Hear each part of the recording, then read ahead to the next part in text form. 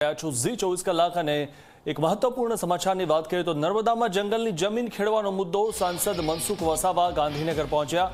સાંસદે મુખ્યમંત્રી ભૂપેન્દ્ર પટેલ સાથે કરી મુલાકાત। સાંસદ મનસુખ વસાવાની રજૂઆત સીએમ ભૂપેન્દ્ર પટેલે સાંભળી। આવતીકાલે નિરાકરણ આવે તેવી સંભાવના છે। તો સાંસદ મનસુખ વસાવા સીએમને મળ્યા હતા। ગાંધીનગર આવીને સીએમને સાથે તેમણે મુલાકાત કરી। મુખ્યમંત્રી ભૂપેન્દ્ર પટેલ સાથે તેમણે મુલાકાત કરી અને સાંસદ મનસુખ વસાવાની રજૂઆત સીએમ ભૂપેન્દ્ર પટેલે સાંભળી છે।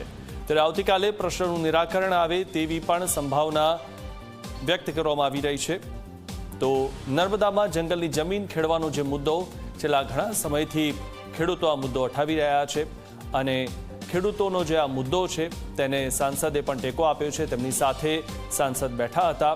સાંસદે મુખ્યમંત્રીને પત્ર પણ લખ્યો હતો અને આજે જે સાંસદ છે તે મુખ્યમંત્રીને મળ્યા। સાંસદ મનસુખ વસાવાની રજૂઆત સીએમ ભૂપેન્દ્ર પટેલે સાંભળી છે।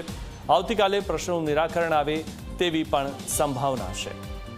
તો નર્મદામાં જંગલની જમીન ખેડવાનો જે મુદ્દો છે તે ખેડૂતો આટલા સમયથી આ જે મુદ્દો ઉઠાવી રહ્યા છે તેનો વહેલી તકે હવે નિરાકરણ આવે તેવી સંભાવના લાગી રહી છે। તો આવતીકાલે નિરાકરણ આવે તેવી સંભાવના છે।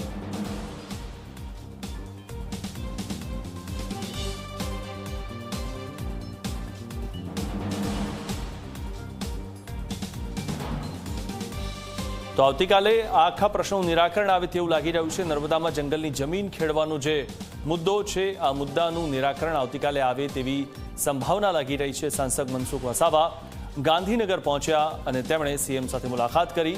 ભૂપેન્દ્ર પટેલ સાથે તેમણે મુલાકાત કરી હતી અને સાંસદ મનસુખ વસાવાની રજૂઆત સીએમ ભૂપેન્દ્ર પટેલે સાંભળી છે। ત્યારે આવતીકાલે પ્રશ્નનું નિરાકરણ આવે તેવી સંભાવના લાગી રહી છે।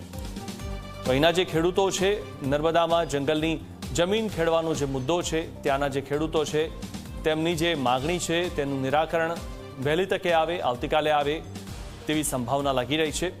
સાંસદે મુખ્યમંત્રી ભૂપેન્દ્ર પટેલ સાથે મુલાકાત કરી હતી ગાંધીનગર આવીને।